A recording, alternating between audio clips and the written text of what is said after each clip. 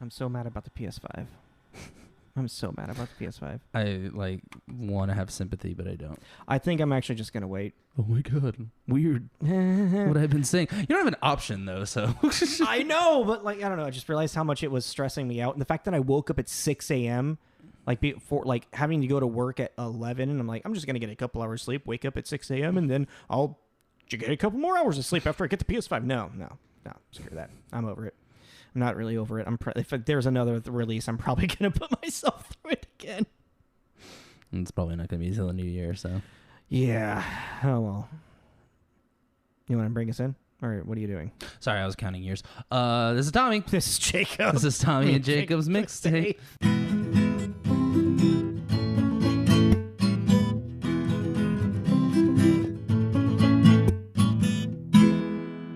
Hi, everybody. Oh, no, sorry. No, that's fine. That's enough time. That was okay. Yeah. Hi, everybody. Merry Christmas. This is actually being released on Christmas Day. Oh, yeah, it is. Yeah. Yeah? Yeah, it is, huh? Yeah. So Merry Christmas, everybody. We should know that when it's getting released, So, you have any Christmas surprises for Fallon or anybody? You guys, I don't know. Yeah, I got one thing. Yeah, is it a gift? Yeah, we said we weren't doing gifts this year, and then she lied. You guys, don't you do that every year? No, this year it's actual financially. To take the little pressure off of it. Yeah. But then we were sitting around the other night, and she was acting weird, and I was like, "What are you doing?" And she was on her phone. She's like, "Nothing." I was like, "What are you doing?" "Nothing." And I was like, "Oh, you fucking." "You're buying me gifts, aren't you?" Yeah. She's like, "Oh, maybe it's something stupid." I was like, "Great, perfect. Here we go." Wait, now if I don't get one, I'm the jackass. I'll send it to you just in case she does listen to this. I'll send it to you on Instagram. Oh, did you already know what it is? I already got it. I'm just waiting for it. What? Why didn't she wait to have it be a surprise? Wait, what do you mean you already? Wait, hold on. What? You already got it? I ordered it. Oh. I'm waiting for it to come in. Oh, for her. Yeah. Oh, I thought you were talking about what she got you. Oh, no. I've had an eye on a certain thing for a while, but I just couldn't justify it. And I was like, and I thought about it from what she was doing something the other day that I was like, the thing that I was thinking about would actually be very helpful for the current activity you're doing. I'm trying not to get too much information away. Oh, right. We can edit part of to this out. She's going to listen. Yeah, if that's a fair point as well. But also, unless you have her listening to the pre-edit, then she's not going to hear it until Christmas Day when you probably ever get it to her. That's true. That is very true. But I'm not saying you don't have to say it. Well, we'll talk about it later. Mm-hmm. But other than that, I couldn't really find anything per people. Like I said, I'm just we kind of spoil each other for our birthdays pretty well. So I just kind of was like, I figured Christmas, I did buy you a Switch a couple Christmases ago. But yeah, because of just finances, like I said, just all my friends in Spokane, I just kind of sent them just the gift bags and whatnot. Pretty much it's just chocolates and pretzels and cocoa and candy canes and stuff like that. Michelle gave me something cool that I'm going to give to my mom. Oh, yeah? Yeah, it's just stupid. I don't know. You can make an imprint of your dog's paw and it's I've seen that clay kit that you make an ornament. Yeah. So I'm gonna do that and send that to her. I don't know. She might get a kick out of that. Oh shit! I forgot my mom listens to this.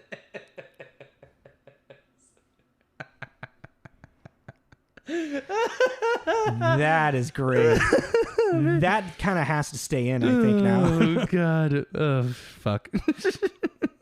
That's pretty funny. That was a great.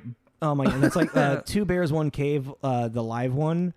Bert got an hour into it, and before he realized oh, this is live, we can't edit it. Oh, he was so banking on the fact that they could edit after the fact. He just forgot because he was pounding his Tito's and sodas. So he drank a bottle of wine and a quarter bottle of of a handle of Tito's in the first hour. He was. What was he talking about? Was it anything bad? He was talking about installing a pool at his new house and how it was actually against code, but he was just doing it anyway. he's like, oh, we'll edit this out later. Oh shit. That's pretty funny. Are you a big like holiday ornament guy? Yeah. I think my dad got me into it. He has he collected them along with my mom. And not like Christmas ornament, like tree ornaments. Yeah, tree ornaments. And I'm not really meaning like I guess maybe not ornament, but like decoration. Like oh, you mean like the fake snow and the Christmas lights outside the house. And that's right. You were here from LA, so you needed fake snow.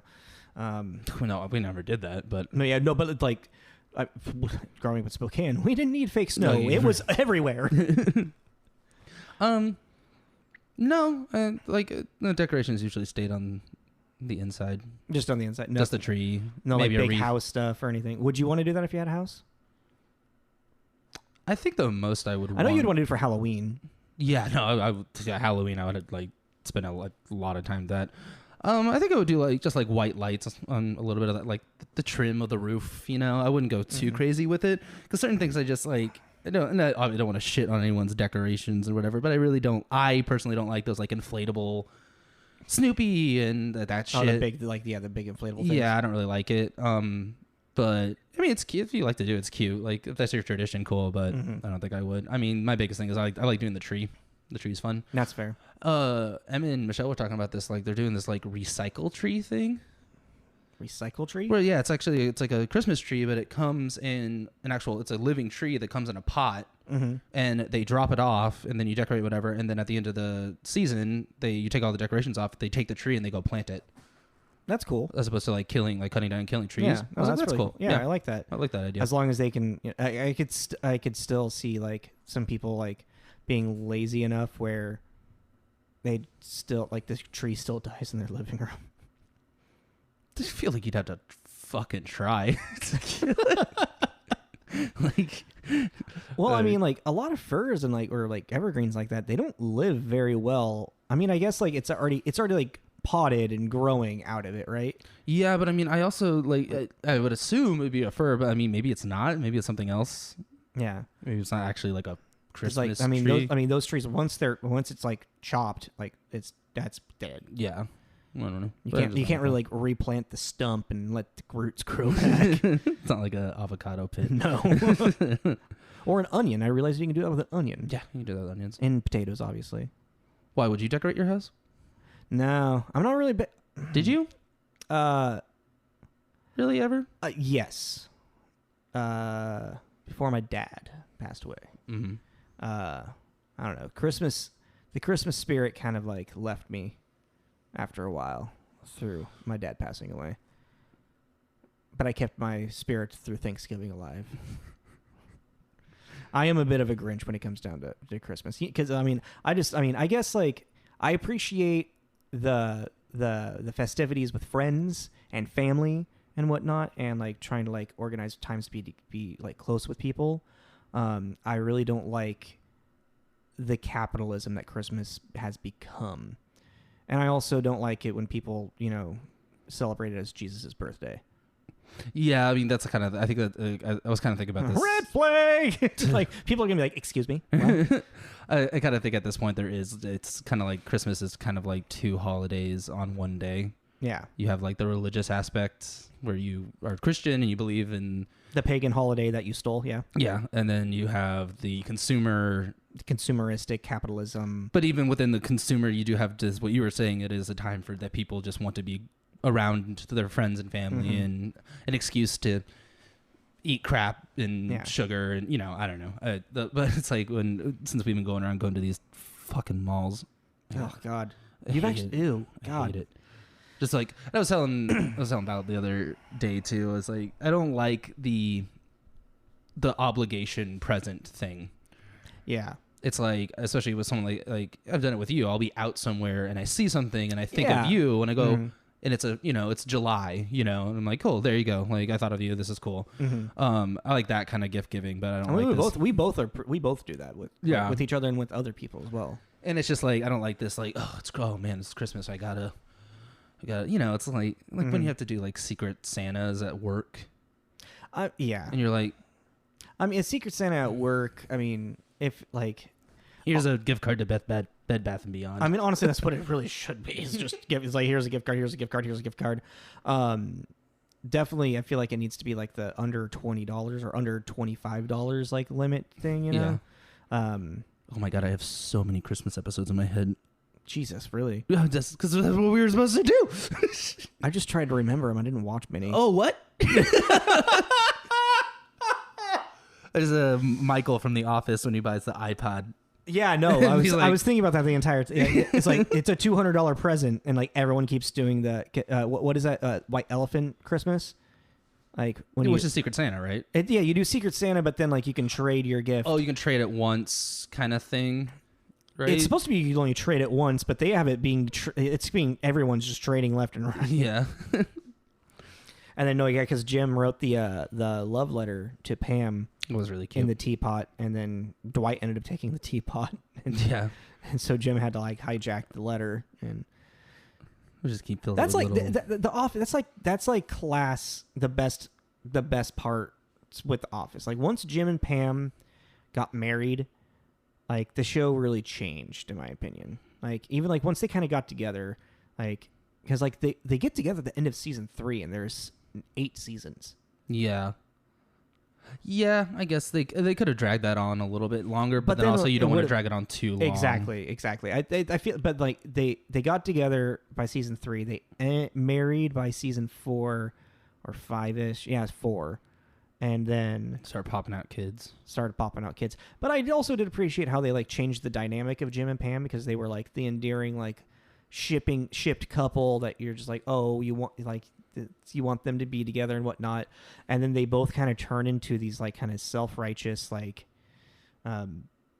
better, like they kind of have this like sense of like they're better than everyone a little bit, and it's like the kind of their downfall through a lot of the episodes. You know what I mean? Mm-hmm. Have you finished all of The Office? I just finished. I'm almost finished with my second watch through. Okay. But because like you start having like more like then it's like Ed Helms and like Andy's and love interest with Angela, and Dwight with Angela, Dwight with Aaron. I kind of started checking out once Carell starts. Once Steve Carell's out. Yeah, once they start making moves season out. 7. Yeah, I mean, there's only one more season. There's 2 more seasons after that, because there's the James California season, and then the weird final season.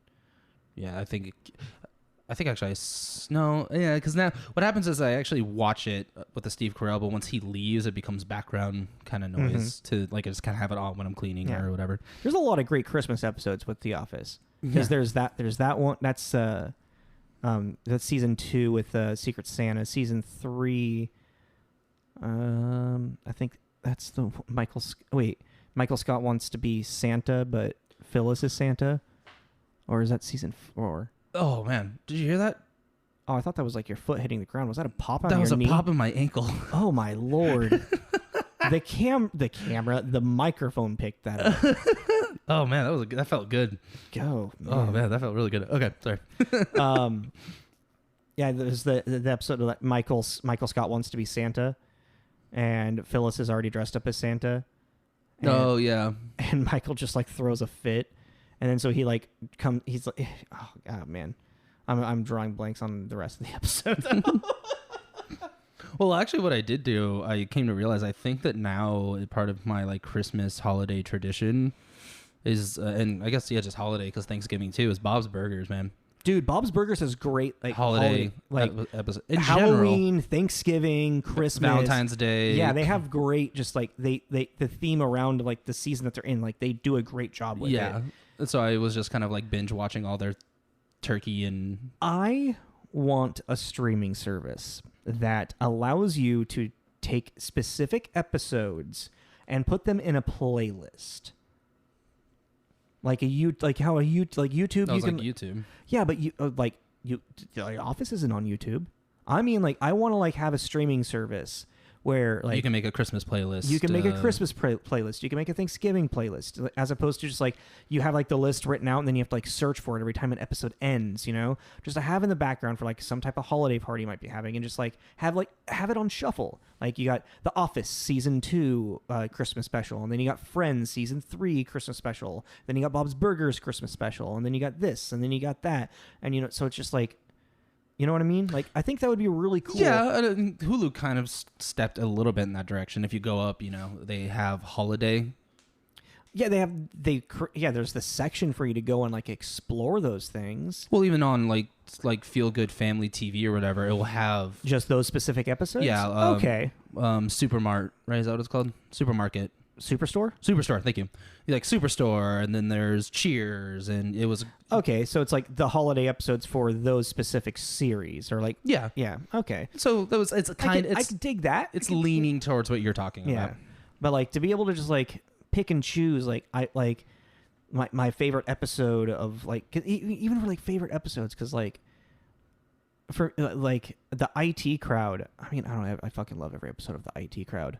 But to like make a is that the British one? Yeah, to make a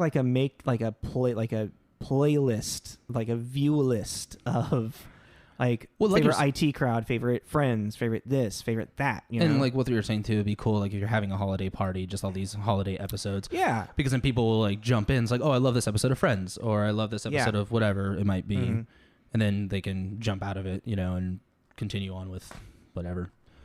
It's not a bad idea, actually, but. Yeah, but Bob's, man. Well, because I was thinking about it, too, because, like, with Bob, his is Thanksgiving, and it's always really fun to watch him freak out during Thanksgiving, because at the end of the day, all he wants to do is make the dinner for his family, and then they're always the ones that are getting in the way of it somehow. Dude, the best one, though, is when he has to make the dinner twice because of his friend. What's his friend name? Why am I drawing? Teddy. Like, Teddy, like, freaking out. Doesn't know how to cook, and he's having his family over at his place. Oh yeah. And like he has an entire dining room that he just uses as a storage room, and like when Linda opens, she's like, "Oh my god, look at all the space in here." dude, Teddy. I think Teddy actually might be my favorite character on Bob's Burgers. I could see that. He's really endearing in a lot of ways. He's just also so fucking dumb. Yeah, but it's like. I think it's cute, and also his pining for Bob's love and affection makes it like really sad but cute, like Bobby, hey Bobby. Who's my favorite character? I think one of my favorite ones is Mr. Fish buyer. What's his name? The health code inspector. No, the landlord. With the eye patch. Who's like completely disillusioned rich dude that, yeah. like will say really horrible shit like, what do you mean you don't hunt people? What like what yeah. Well, I even wrote it down, like one of the like I think my favorite Bob's Christmas episode is the last gingerbread house on the left. Which one? It's where he makes Bob come over to his house, and they have like this secret in the cellar, they have this secret underground gingerbread building contest with a bunch of other rich people. Oh, yeah. With a bunch of other like rich guys, and Bob's just like really confused and kind of disturbed about this weird secret black tie event of gingerbread houses. Weird secret society. Yeah, it's like, I think what is his name? Mr. Fish Buyer? Fish Burger? Fish Buyer sounds about right. Yeah, fish owner. That's what it is. Mr. Fish Owner. Or yeah, it's like OEN.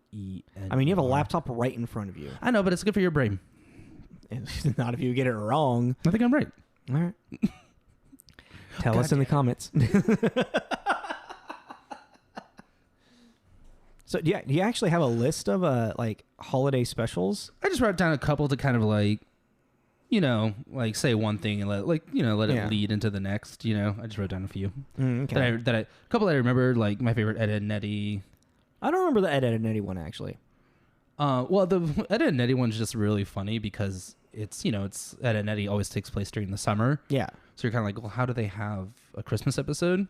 And basically, Christmas in July type thing. Yeah, it's called like Fa La La La Ed, and so Ed with one D is the brains of there's the leader. Or he's the brains. Right, and then the two D's is the double D. Butter toast. No, that's Eddie. Oh, okay. That's Eddie. So Ed is the short one. Double D is the one with the beanie, who's the brains part. Yeah, who's the smart one. Yeah, he's a smart one. And then Eddie is the butter toast. That one. Yeah. No. But basically, I can't remember. I like chickens, Daddy. Oh yeah, he does like chickens, doesn't he? Yeah. Or there's like an entire episode where he's ripping apart the town because he has a rock in his shoe. Oh yeah. But for some reason, Eddie gets convinced that like he wants to have Christmas for whatever reason, and the entire cul-de-sac kind of like fills this. They like throw all in together for him. Yeah, they all like do it, and so it becomes a Christmas episode. But the joke is Ed is the only one that's not wanting to like play along, and he just keeps saying like they're like, oh, Christmas cheer, and he goes, he's the Grinch. He goes, it's July. No, he's just kind of like, well, yeah, no, he's the Grinch. Oh yeah. He's the Grinch in the story. Yeah. Where he's just like, and Eddie is a Cindy Lou Who, and he's just blown away that everyone's just kind of ignoring the fact that it's July, and I just really remember that. It's just his raw frustration at everyone around him for just ignoring the fact that they're in the middle of July. I thought it was funny. But that's season 2, episode 25. Sorry. Are you trying to do the theme song? That's what this is like, isn't it? I don't know. It didn't sound right to me. Well, I'm sorry.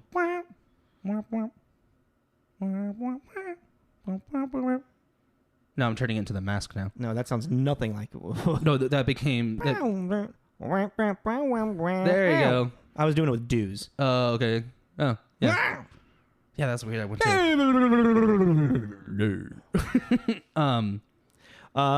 What's the weirdest Christmas special you got on there that you can think of?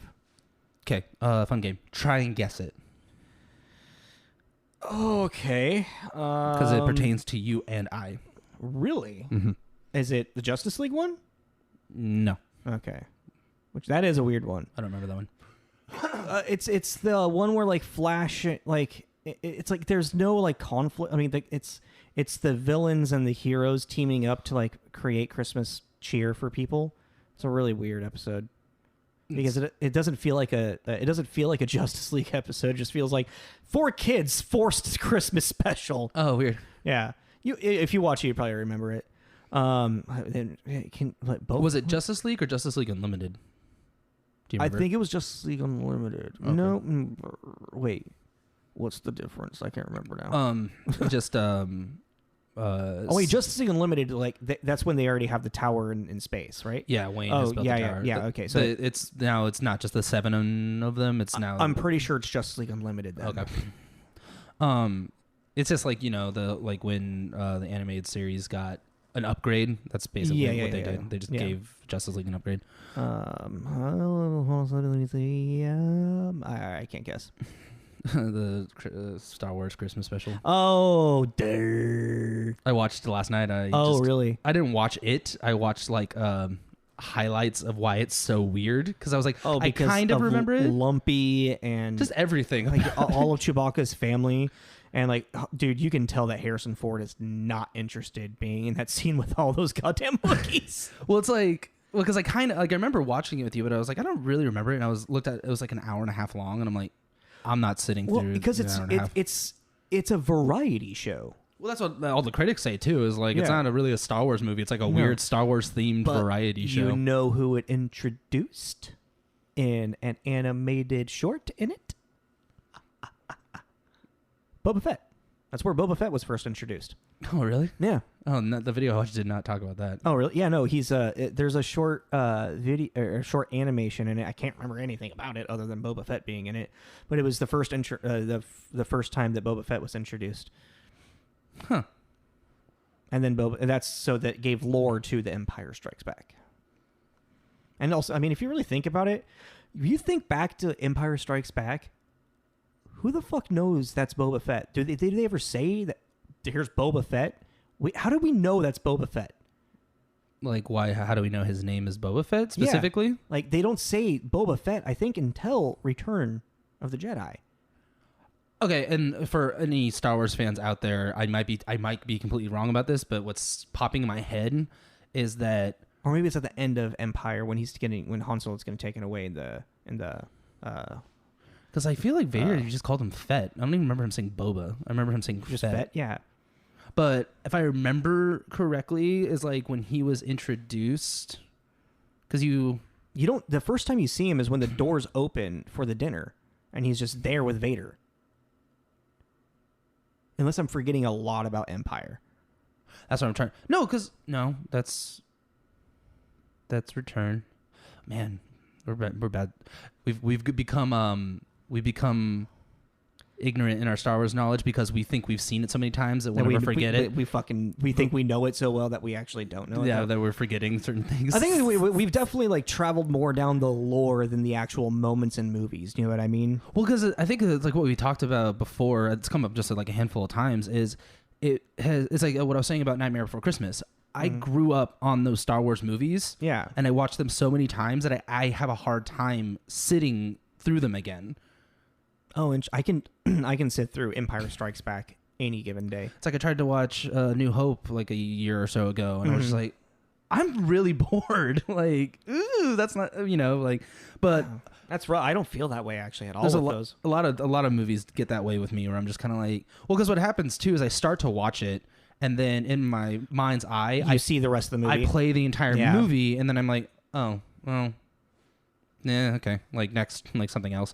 But what I was saying too is like about Boba, if I remember hearing this or reading this somewhere, that basically they showed images of Boba and then the fans wanted more of him. And so they started expanding the lore of who like Boba Fett was, because he was an interesting, I think a lot of it was just he was an interesting aesthetic, different looking character. Yeah.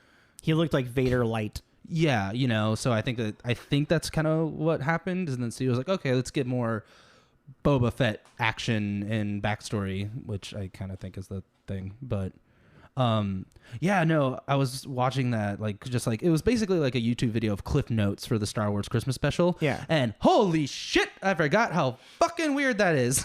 Yeah, no, it goes into like I can't remember the performer, the singer that. Just like they cut to her singing. Her weird sexual virtual reality thing. Yeah.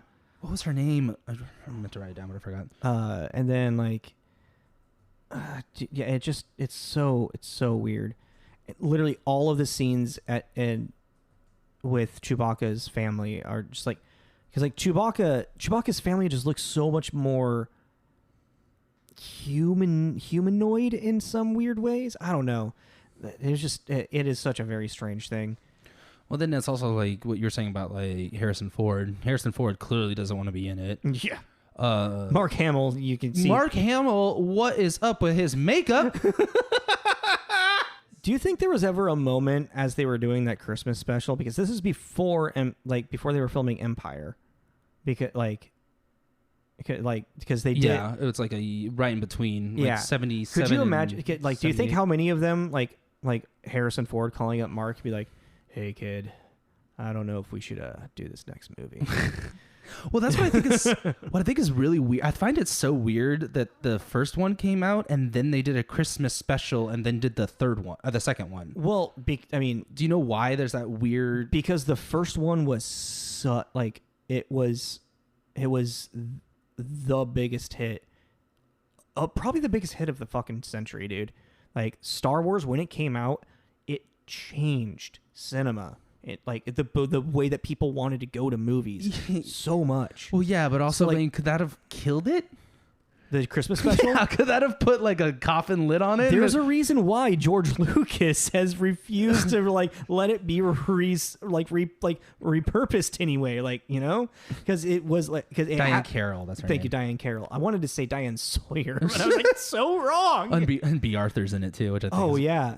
But yeah, I mean, it was definitely. I don't think George Lucas really had a hand in it at all. I think it was literally because it was CBS, I want to say, that did it. So I think it was, imagine Frank from Scrooged doing a Christmas holiday special thing. It was pretty much like a major production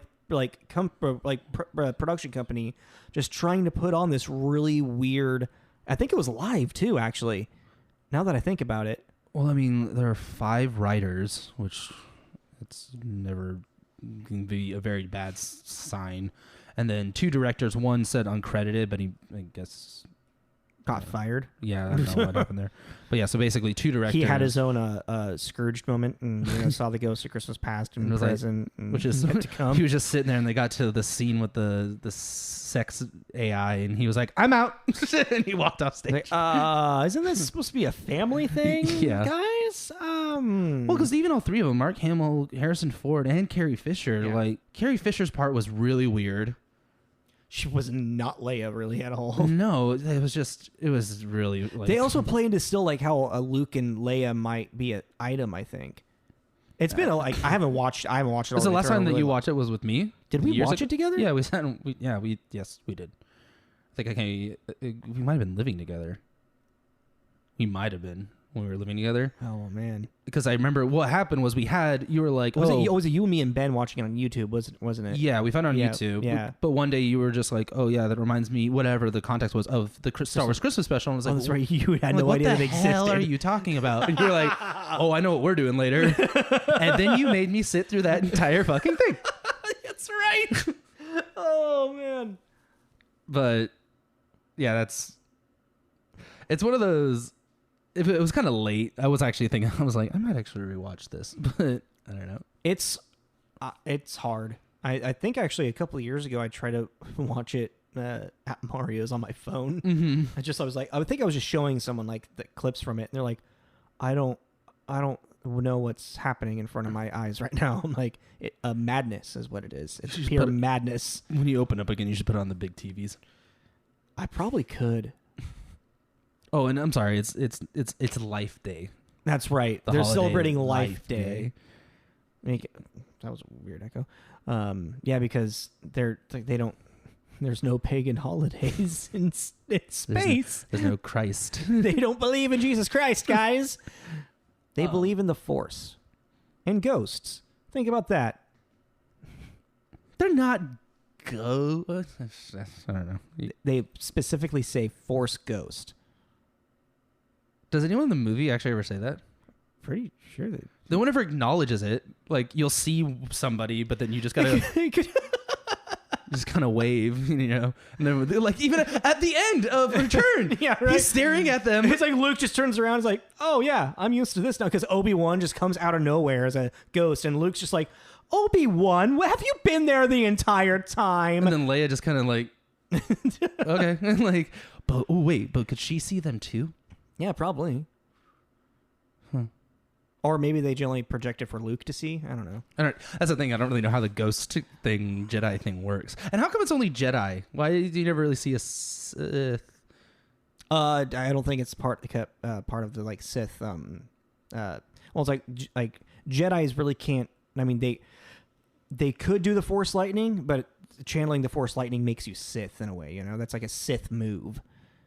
Like Sith specialty. Well, yeah, I mean, like in Knights of the Old Republic, you can only get that power if you are Sith or neutral. Oh, really? You can get as neutral? I think so. I remember if you play as a gray Jedi. Okay. I think interesting. You can kind of dabble. Now that I think about it, if I ever did play that again, I think I would do. I always went straight Sith, like hard. Oh, just like try to. It's hard to stay gray Jedi in that game, isn't it? That's why it would be fun to do, to try and really keep your entire team neutral too. That'd be kind of hard. That would be cool. Yeah. I watched Holidays That Made Us on Netflix.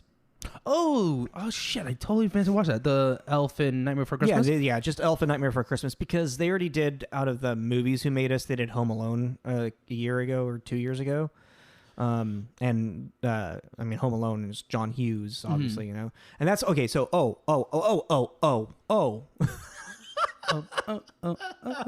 I looked into when sounds like a part of a NSYNC song. When Disney bought 20th Century Fox was 2017. Because we were talking about... No, yeah, I thought I said that. Oh, no, because I was like, I'm reading an article on this date. 2019, yeah. Yeah, and I was like, I said that doesn't really specify. Yeah, no, it was 2017 when that was purchased. And, okay. So Holidays That Made Us. It's really cool because like Elf, they talk about, and I've only seen Elf a couple of times, and like I enjoy it. It like I know some people that really really fucking love Elf. As that's like literally their favorite holiday movie. I've known a couple of people like that. And the first time I heard that from one of my friends, I was like, really, that movie? I mean, it's good, but like, and he's like, no, dude, it's like, he was like, it's actually a like timeless Christmas classic. Like if you really like watch it, it has all of the elements of a timeless Christmas like movie and whatnot. And I was like, okay, fair. I get that. But that movie like had like a rough ride to get made. And you know who directed it? Mm-hmm. Who? John, right? Yeah, John Favreau. Mm-hmm. Like that blew my mind. No, he's just one of those guys that like. But that was his second directing gig ever. Yeah. His first directing gig was actually a movie that he did himself like 9 years ago, something with Vince Vaughn. Yeah, Swingers. Was it Swingers? I thought it was. Maybe I know. I thought the Swingers. They just because he's not a boxer in Swingers, is he? They're bouncers. I thought. Or no, they're just like party guys in Swingers. What is his job? Because it's like I don't really remember. That's not really the focus I haven't seen of the Swingers movie. in a really long time as well. Yeah, because also what he does isn't really the focus of the movie. No. It's him getting over the girl. Yeah, it's like the whole. So, idea. but yeah. Anyways, yeah. So he gets signed onto it, and like, and also the studio didn't really want Will Ferrell.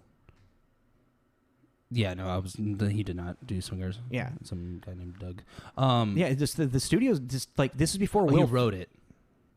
He wrote Swingers. He that wrote makes sense. that. That's what I'm thinking of. Well, that's the thing too about like you're saying the studio didn't want Will Ferrell. That's also a hard pill for a lot of people to swallow. Is him as an actor. Well, at that time, he was only really known for SNL, and he had no Hollywood cred. Like his only movie that Will Ferrell like he had been like small bits in like movies and whatnot, like Old School, and in Austin Powers, but like his big like Hollywood movie so far was the Night at the Roxbury with Chris Kattan, and that was a bust in the block office. Yeah, because it's stupid. I mean, it's Night at the Roxbury. Of course it's stupid. I enjoy it, but it's stupid. It's funny, but it's stupid funny. So like they were like they didn't think that he could be like a leading man.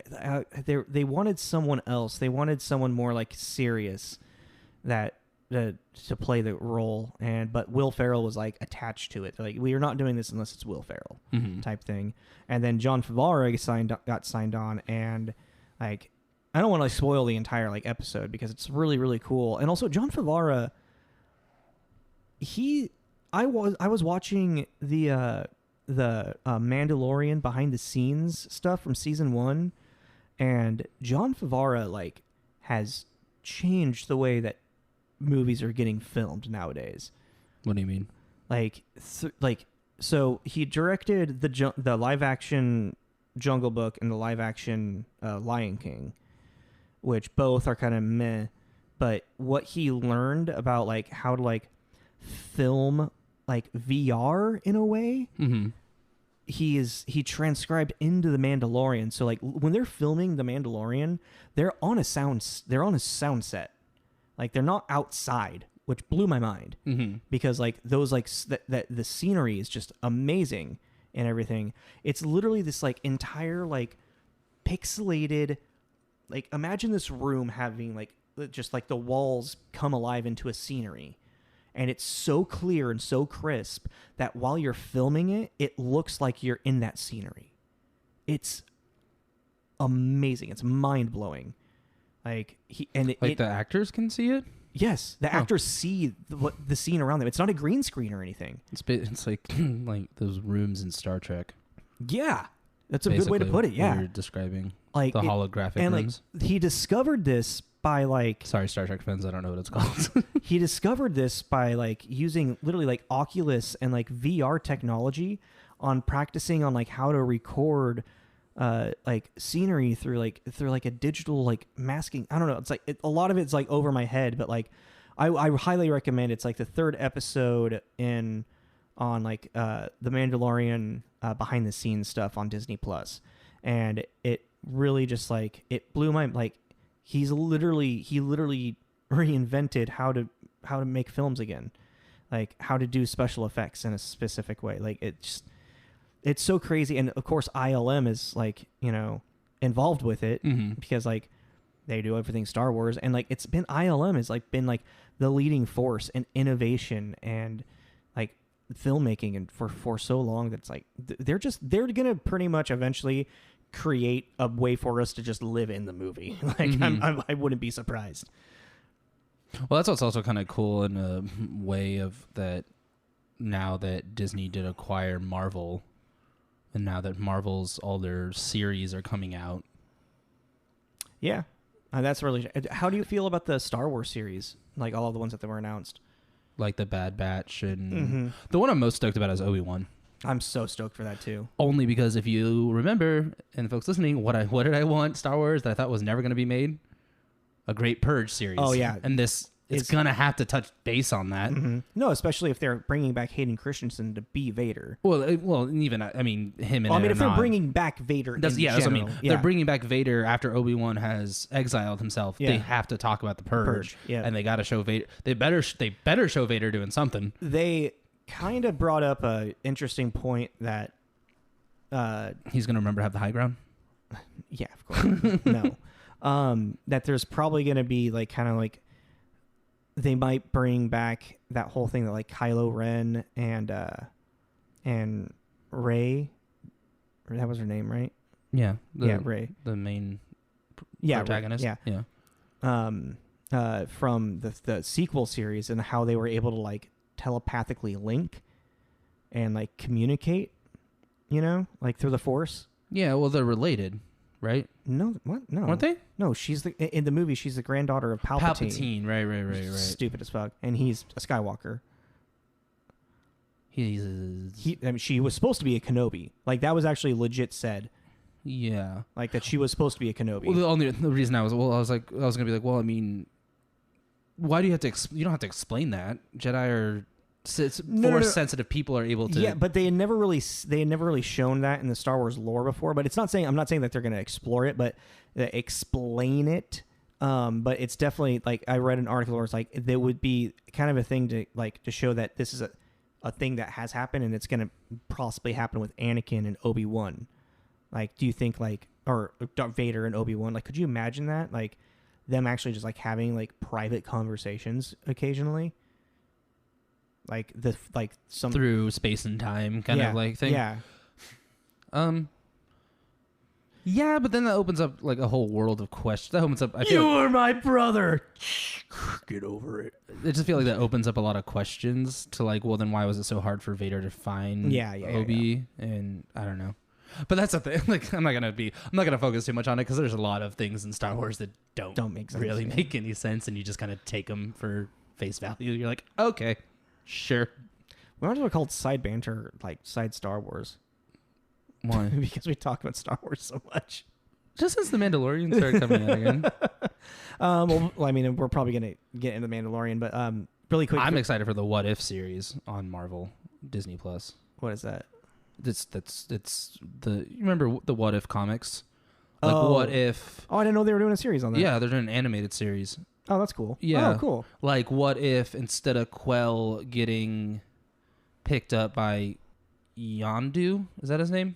Yeah. And then Quill getting picked up by I heard Quell. I was like, who the fuck's Quell? By Yondu, if it was instead Black Panther. What's his name? Black Panther. Yeah. The prince? Yeah. Or are you talking about the king? Because it would be the king that would get him.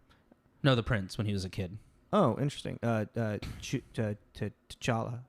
T'Challa, yeah. So that's like, so what if he picked up T'Challa instead, and then if Yondu picked up T'Challa and he became Star-Lord instead of Black Panther. Oh, I thought you were talking about like T'Challa picking up Quill. I'm like, wait, what? Yeah. Or if instead Stark turned Agent Carter into Captain Britain. I don't know what you would call. Oh, there was an actual thing with that, but I know, yeah. Yeah, just shit like that. Yeah. Which, they did the What If series for both DC and Marvel for years. Like, what if Batman was a vampire? What if... Yeah. And I'm just like, that'd be fun. Like, that'd be cool. And there's like in one of the trailers, it shows Bucky fighting a zombie Captain America. I mean, there's the entire zombie series. Yeah. Marvel Zombie. But yeah, so I think that would be fun. And I honestly really like the fact that it's animated. Yeah, I want a cool animated. It'll be. I mean, but Marvel animations are generally kind of a little more light-hearted. I feel they're but more kid oriented. I like the grittiness of the DC. These aren't your father's comic books. Oh yeah, you mean like. Oh, yeah, all of them. I was like a Flashpoint. Yeah, this is fucking brutal. It's a brutal one. But going back to holiday movies that made us, it's not a tangent because I don't know. I guess I don't have to talk about it. But Nightmare Before Christmas, which I feel like we both know a lot of information about Nightmare Before Christmas. Mm-hmm. A lot of it was reiterated, but the biggest thing that I was completely unaware of was literally how much Tim Burton had such little to do with it. Yeah, I mean, because a lot of people are like, I guess it's called Tim Burton's A Nightmare Before Christmas. Yeah, because he wrote the story, right? He wrote the idea, the story. Yeah. Like he created the characters and had the idea for a story. But while Nightmare Before Christmas was getting made, he was off directing Batman Returns. He was in a completely different city. Like they were literally doing a completely different thing. They were literally happening at the exact same time. And so the director of Nightmare Before Christmas, I can't remember his name.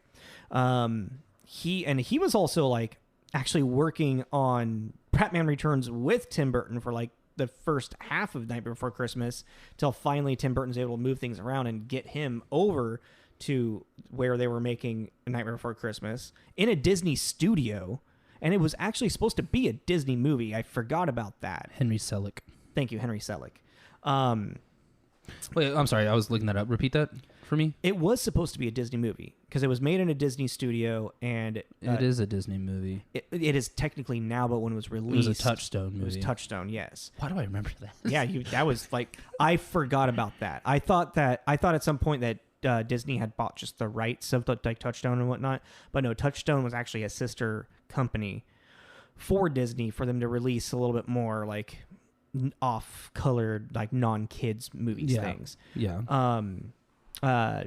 So, but literally how like Tim Burton. Why has he stopped using Catherine O'Hara?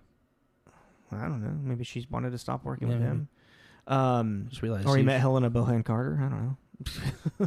Yeah, that's. I just remember. Like, actually, there was a minute where she was in a lot of things that he did. Well, I mean, I guess it was just Beetlejuice, and what else? This, I guess. Oh, that's right. She's Sally, isn't she? Yeah, and Shock, which I think is really funny. But no, like literally, majority of it was written by Danny Elfman and his wife. The movie? Yeah, like the actual like words like that they say. The script actually was written by them, and also like and then created like and then a lot of the story was just generated by like what the animators were just thinking about doing at the time as well. They had like an idea of stuff, like a basic create like synopsis for like what Tim Burton had said, and then another guy creating the concepts for Tim Burton, and then like it was just kind of like I knew that Tim Burton didn't direct it, and he was only that. Thought he had more of a like hand in writing it, more hand in like the production of it, and he literally the only reason his name like it's Tim Burton's A Nightmare Before Christmas is because Disney didn't want to release it as a Disney movie, and so they're like, well, Tim Burton's got a big name, so if we just release it in Touchstones as Tim Burton's A Nightmare Before Christmas, it'll hopefully be some type of a success. So basically. And if it wasn't gonna hardcore bite them. They were covering their own asses. Yeah, they were covering their own asses. It's like and also because Tim Burton, they bought the rights to like Jack and like the entire like idea of like Halloween Town and all that stuff. Disney owned all that stuff. And when Tim Burton got big through Pee-wee and Batman and Beetlejuice, he comes back to Disney and he's like, I want to do this movie. I'm sorry, do you say Pee-wee? Yeah, Pee-wee's Big Adventure. He directed that? Yeah. I never knew that. Oh, really? I never knew that. Yeah. I think that was his first big directing gig. Weird. Well, then when did Mars Attacks come out?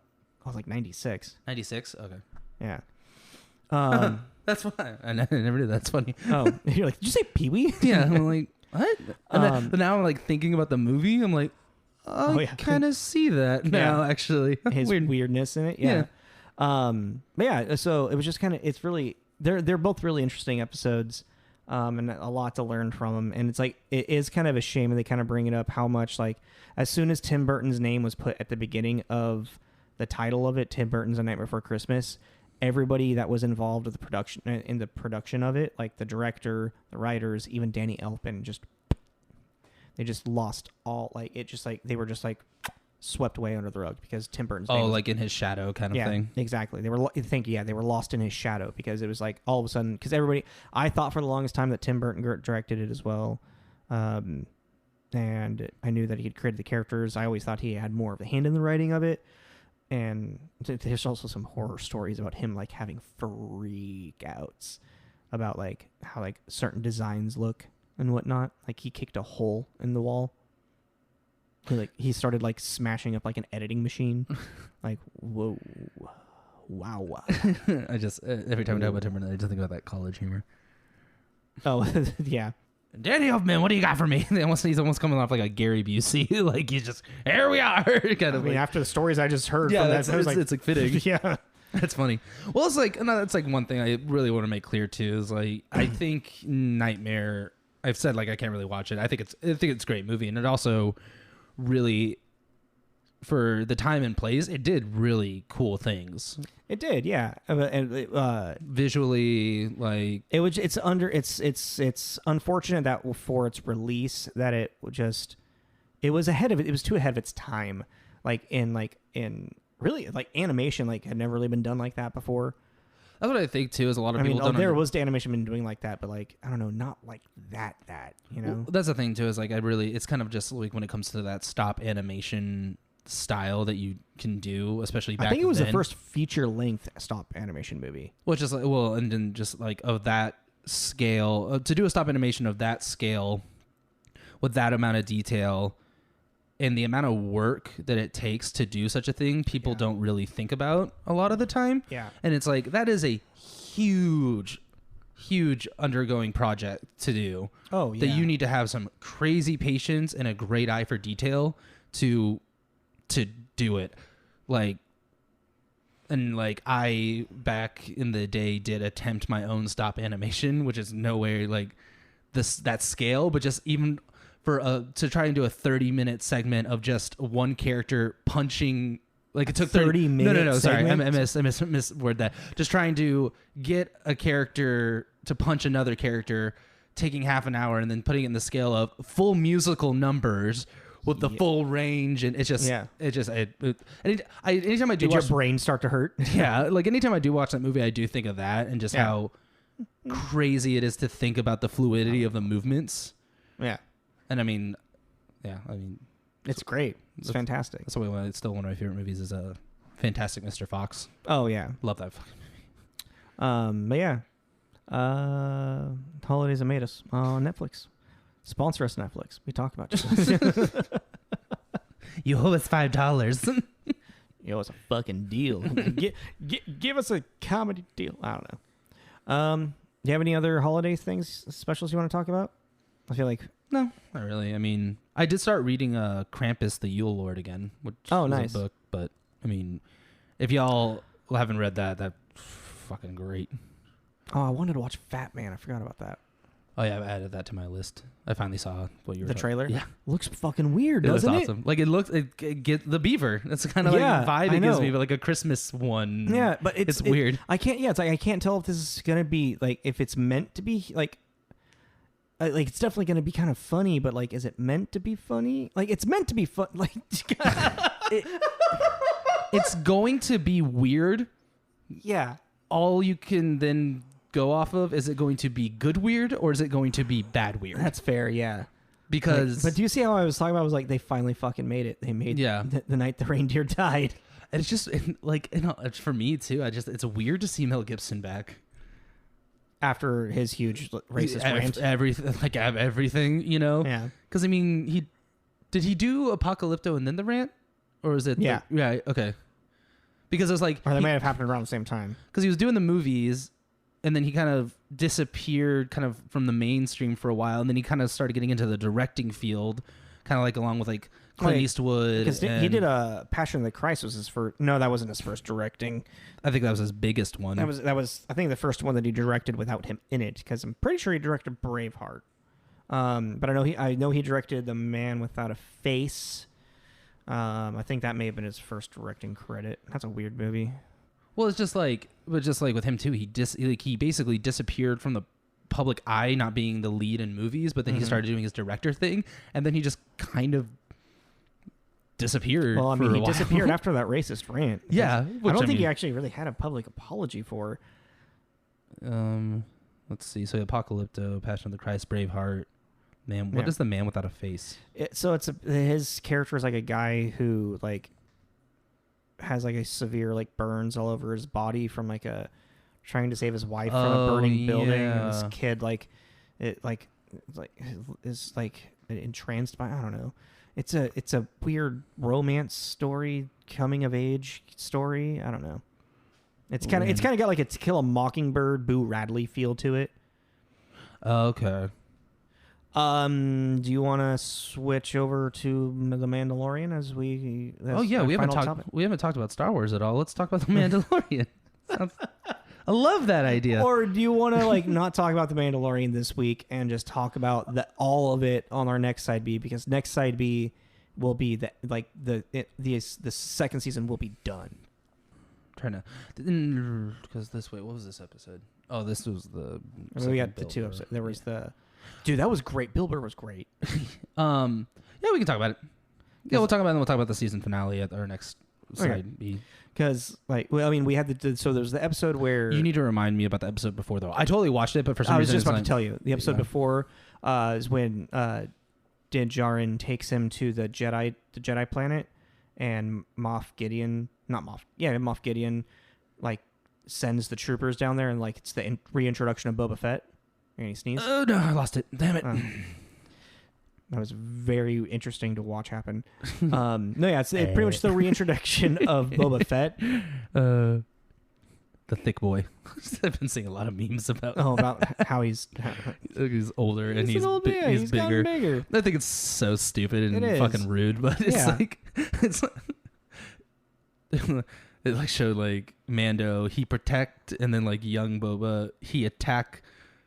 But most of all, I don't remember, he thick or something stupid like that. Wow. And I was like, leave him alone, fucking assholes. Dude, that what was the coolest thing about that episode was to see Boba Fett literally wreck people, wreck those stormtroopers when he's before he even gets his armor back, just with that staff, just destroying troopers. It was beating their faces in through their helmets. Yeah. Just whoa, Boba Fett is ruthless. I forgot that he's a ruthless fucking killer. Yeah. He's a bounty hunter. Yeah, I legit was I was so excited to see Boba Fett. I was oh my god, it's Boba Fett, yay! And then boom, boom, oh, that's right, he's fucking murders people. Oh wow. Forgot about this intensity. Fuck. And then when he fucking comes down with his Mandalorian armor to save the day, it was I squealed. I was ah! I think I'm gonna when I go home today, I'm gonna watch that one again. It's a pretty good episode. I remember liking it, but I just for some reason I didn't. And then Grogu gets taken into the fucking by the robots. And you thought maybe they were I thought they were gonna be maybe like clone troopers that were force sensitive, but no, they're just robots, right? Yeah, they're robots. Yeah, designed for stormtrooper stuff. They're better robots than the Sentry or the Separatists are robots. Yeah. Did you like that text that I sent you about? Yeah. But what's interesting is while I think this is. This is in the next. No, it's at the end of this episode when Moff Gideon. Oh yeah, it's the end of the episode because Moff Gideon, Grogu's pretty much force beating some stormtroopers, force bitch slapping some stormtroopers around. It's definitely leading towards how Grogu's could easily go down through the dark side, with everything that's going on through him and how he can't control his emotions. Yeah. And whatnot, which is really interesting, and I'm really curious the path that they take with that. Yeah, if it's I don't know, come to a certain point of the head of Mando versus Grogu. Oh no. I mean, that's not a bad writing idea. No. No, because I don't. It's the point. It's what Star Wars is based off of. No, Miss Swan, no. no lemon pledge. But yeah, okay. So then the next episode, yeah. So Din Djarin gets what's her name? The Marshall. Oh, Cara Dune. Cara Dune. Cara Dune. Yeah. Gets her. Who I love. Oh, she's amazing. I love her. She's so badass. She's such a great character. She is a great character. Yeah. Not going to talk about her politics though. Very curious about that. She's kind of more right-minded. Yeah. Like she's like actually has like talked about like, guys, if there's voter fraud, we should know about it. So why don't we actually like let them investigate it? And like, I don't know. She seems almost Trump supporty. She's gross, but whatever. She's great for the role, and she does a great job at it. And that's how I feel about it. Point of the country, you can have your politics and your politics. Like, no, there's been people like rising up to get her like taken off the show because of her politics. Ooh. Yeah, it's like I don't know. It's like don't support Nazis, but Dad, I want you on our show. Anyway. That's actually a whole like other like conversation. No, I mean it's the entire conversation is about separating the artist from the art. Is it possible for you to appreciate the art of an artist without letting their personal beliefs or what they have done, or like it's like you can like the character, you don't have to like the person. Yeah, you know, it's like, can you appreciate the art that they that they create because it's good, and then separate them, and then understand that they might be a shitty human being, like just because they are a shitty human being, does that automatically make their art bad or unworthy of our appreciation if it is good art? But then good art itself is also by speculation, or not speculation, but personal taste. Yeah, that's not really the word I'm looking for. Preference. Subjugation, up for debate. I don't know. Subjectical. Subjectical. Subjectical. It sounds like a weird thing that would happen to your testicles. Oh, man, I got kicked so hard it subjecticaled my testicles. It subjecticaled my testicle. But yeah, anyway, so she's back in this last episode and she helps Mando get Bill Burr's character, which I can't remember his character's name as well. I'm so bad with character names. He was fun. It was fun to have him, especially because he's openly like talk shit about Star Wars. Just Star Wars in general. Yeah, I was reading. That's what I've been hearing. I don't remember. I've listened to a lot of Bill Burr like stand up too. Mm-hmm. I don't remember him ever really particularly. Because he doesn't really talk about shit like that on his stand-up. I mean, it's probably just someone asking an opinion on a podcast or on an late night show, and he's like, "Star Wars, who gives a fuck about Star Wars? Come on." Mayfield. Mayfield is the character. Yeah, thank Mayfield. you. But yeah, I'm really and that surprisingly great performance. He's a great character. I really like him. Yeah. But it also gave me a lot of hope for reoccurring like Timothy Olyphant and other. Yeah. But it was like something that I did like that they made him ex-Empire. Yeah. Which I don't remember if that was touched on when you first met him. I don't think it was, no. No, yeah, Bill Burr's performance in that was so good. And also Pedro Pascal's performance with the helmet off was super good. So weird. It was just weird. It was like I've gotten so used to the helmet. Did you feel like you were like watching someone take a bath or something? Like it was very like you're not something you're not supposed to see type thing. It was kind of like the same feeling when you see Vader's helmet off. You're like, that's not right. That's not right. Yeah. That's not what you look like. That's not. You can't do that. It speaks levels how well Pedro Pascal's performance as the Mando with the helmet, like really like the little things he does with like the head turns. And just like the pauses, the moments of stillness, and like how he still captured, like you still felt that essence with the helmet off, but you can actually see his eyes. It was so good. Like that scene with that admiral or who the fuck that was at that table was. That was an amazing scene. Kevin Filoni it's just blowing my mind. This guy, I really feel like George Lucas has handed the scepter off to him. Like he's handed the mantle over to Kevin Filoni. I think Kevin Filoni is going to like take Star Wars and run with it and make it the Star Wars that we all wanted the fucking sequels to be. For people that may not know, who's Kevin Filoni? Kevin Filoni. Do you not know who Kevin Filoni is? I never said that. So Did I say that? No, Kevin Filoni is one of the creators with John Favreau, or one of the producers with John Favreau on The Mandalorian. Kevin Filoni took over Clone Wars. I want to say he did the final season of Clone Wars, but I know I think he did a little more. Created Star Wars Rebels. His knowledge of Star Wars is almost it matches Lucas's. It feels like he just knows it. He understands it and believes with it the same way that George Lucas does.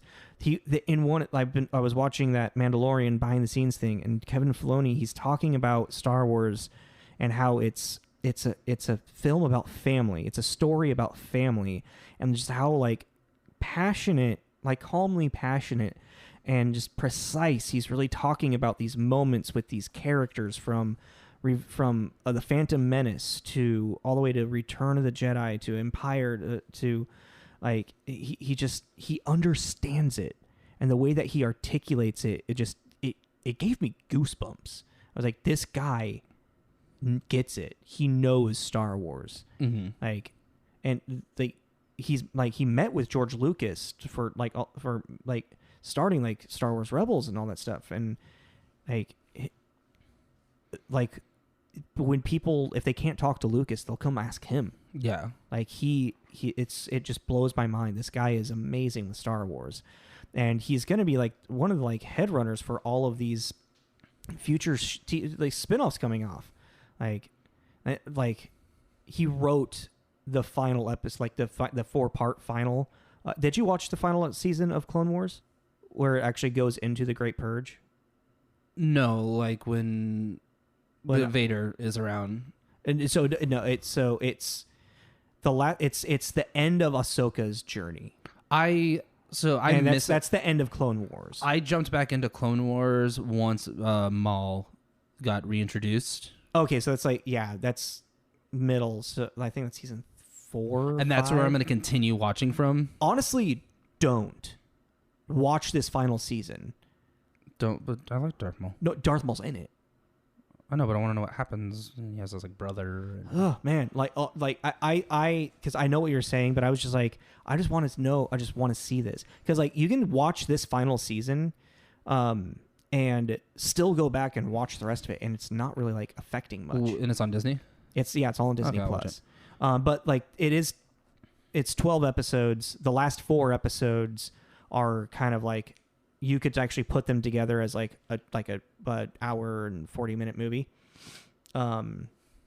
Because it's the final, like there's this final moment where you realize that what's happening is literally the beginning of Revenge of the Sith, when Anakin and Obi-Wan leave Ahsoka with the 501st, with Rex and the infantry, and they leave, and then you realize like, oh, they're going to Coruscant to save the Chancellor, who's being held prisoner right now, and you're like, wait, that's the beginning of Revenge of the Sith.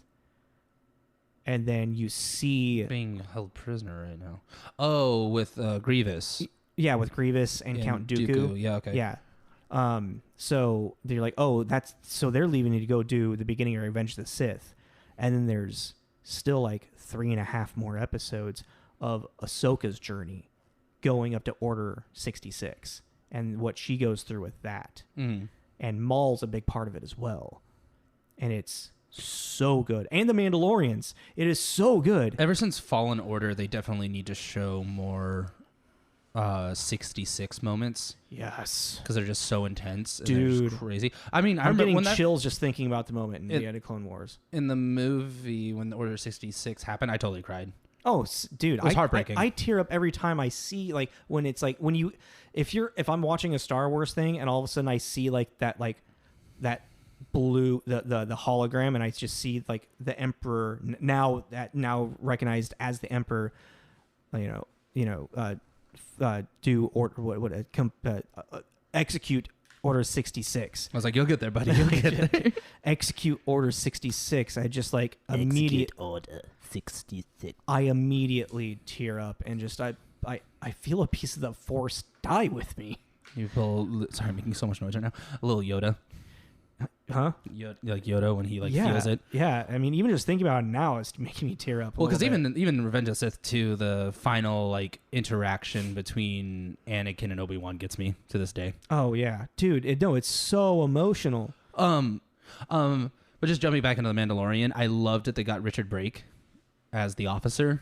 That's the actor's name. Yeah, he was so good. Yeah, I was just staring at him and I was like, I hate you. Why do I hate you? And I was like, oh yeah, because you're a complete freak scumbag and a lot of shit, and you're really good at it. Yeah, I was like, his teeth, dude. He's great. He's got a great like facial structure. He's a great, and I feel like there's a part of me that always feel bad, like because like the way he looks, a lot of it is probably typecasted to be the bad guy. I mean, if you're getting work like he is, you're gonna not really be angry about it. Like who gives a shit? But I mean, he is phenomenal. And also like when you have such a unique look like that, you kind of gotta lean into it, or you're not gonna work. Yeah. But just that entire Bill Burr, Richard Brake scene with like Bill going through the atrocities that he witnessed from the Empire's hand to even their own soldiers, and his kind of like nonchalantness, like it is what it is. And then they have a fucking solo. They have a solo Greedo moment, dude. I was like, this is so cool. I had no idea that Bill Burr had the depth to act like that. They made Mayfield a really cool character that I really am gonna want to see more. Yeah. But now that they've like let him off the leash, I don't really know like how they're gonna. I guess they can put him back anytime they want. Yeah. But I mean, dude, yeah. Because like I mean, the last like Bill Burr, I remember he in The King of Staten Island, he does a great performance as well.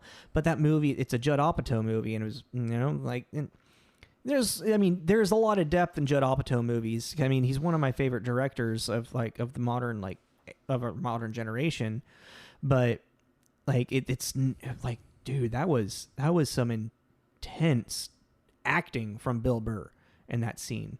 And then just like the shot, like the fact that especially because there's a part of you that's like Disney and Star Wars 2, like it didn't. The fact that he pulled the trigger, I was like, whoa. Yeah. Oh, did you just fucking do that? Din Djarin's like, fuck. He's like, and then there's that, the other stormtrooper just stops and they just kind of stare at each other for a second. Right. Like everybody's processing. Yeah, it's like, did he just? Yeah, he did. Pow, pow, pow. That was really cool. And then even like they just made him like a hero in a really cool way. Right. No, that was a great redemption. Yeah, story, and then blowing up the. Mm-hmm. Blowing up the entire base. Yeah. Like so good. It was really cool. This season I've definitely become more into it, because then also, I mean, I got really stoked when since I couldn't remember the episode before, I kind of forgot about the Boba Fett thing. Mm-hmm. And then they grab Bill Burr and they start walking to the Slave 1. Yeah. And I was like, or Slave 2, technically, I guess. Yeah, Slave 2. No, it's Slave 1. No, his dad's was Slave 1. I thought they called it Slave 1 in the I might have that wrong. I thought he started calling it Slave 2 when he like took it over. I don't think so. No, just Slave 1. Okay. Yeah. Well, when you it was also sad when the Razor Crest fucking blew up. Dude, literally Mando loses everything in that episode. Oh yeah. He loses Grogu, he loses his that. ship, he loses his jetpack because Boba Fett gets his jetpack back. But yeah, like when he like walks up and you see the Slave 1 and you're like, oh, I was like, oh yeah, I forgot about that. And then fucking Boba Fett comes out, but now his armor's all nice and fresh and he's looking clean. I was like, yeah, Boba Fett. Of course, the internet's divided over that. Yeah, they're always, who cares? But I did like Boba Fett's little joke about I can't go in there. I think my face will be recognized, and it's just kind of like, do you remember that? Yeah, it's like a exactly. He's little... like, I can't go in there. My voice, yeah, it's like for some reason he's just like for like some reason my face might be recognized, and for if you don't know, like you're not. Yeah, exactly. It's like, what the hell did that mean? It's like, okay, here we go. You know, like let me get out my chalkboard, and we're gonna go ahead and explain this to you real quick. So over here in Attack of the Clones, we got this guy. Okay, there's a planet and it's called Camino. Okay, and there's these long, tall, long-necked aliens, right? Okay, and so there's the Empire. All right, let's actually not go through this. They're at this time they're the Republic. Okay, and then what they do is it's like, yeah, but yeah, it was good. It was the last 2 episodes were pretty on point. And like, God, they're literally just. They keep topping themselves, I feel, in every episode. Like I think so too. It's like because in specific moments too, just like I'm these last 2 episodes better be fucking good. So there are 2. We have 2 more before the season finale. Yes. Okay. I'm pretty sure. Yeah, it was. I'm definitely get into it. Who do you think the next Jedi is? I've been seeing a lot of people like trying to take guesses. Well, I mean, you sent me that picture. Like I wouldn't be surprised if it's Cal Kestis from Fallen Order. Mm-hmm. I really want it to be Mace Windu. Is he actually still alive at this point? I mean, the Emperor lived being thrown into a reactor. Why couldn't he? So? No, I mean, like this is now like 20 years past that as well from Windu. Like, because Windu does survive the fall. He does? Yeah. I mean, it's in the legends, in the he does. In like the lore. Yeah. Because I'm like, there's so many like examples of how you could live that in Star Wars. Yeah. Anakin falls through a bunch of getting hit, like jumping from like thing to thing in Coruscant. The Emperor lived his fall. Yeah. Luke survived. Actually, it seems really easy to live through pretty dramatic falls in the Star Wars universe. I mean, you got just use the Force to kind of like slow down your velocity and. That is so. I never thought about that. A lot of characters in Star Wars lose their hands, and a lot of them fall pretty great distances and somehow survive. Yeah. Huh. Never thought about Boba Fett. Yeah. He had a pretty epic fall. He lived. I still want them to explain him getting out of that goddamn Sarlacc pit. They will. I want a flashback. Yeah, they're gonna have to. You can't just kind of breeze over that. I mean, they could. I think that'd be stupid. I don't think they will. I mean, but yeah. I think we need to wrap up though. Okay. Yeah. I should have started talking about this earlier. I could have talked about this the entire time. God, Jim, the last time you didn't want to talk about it at the beginning because you didn't want there to be spoilers. I'm human. I'm giving up about the spoiler thing. Thank you. I'm like, because also anytime I bring it up, you say this. I say the same thing. You say the same thing. I'm done. Running in circles. He's like, yeah, I mean, it's so far separate when we finally release. You still fucking said I'm it. gonna say it. I'm gonna everybody. Say it again, man. So thank you for listening. Yeah, thank you guys. Please like, subscribe, all that fun stuff. Yep. Share with friends who might like, if you like. Yeah. This is Tommy. This is Jacob. This is Tommy and Jacob's mixtape. Have a good night. May the Force be with you and merry, happy holidays. Good catch.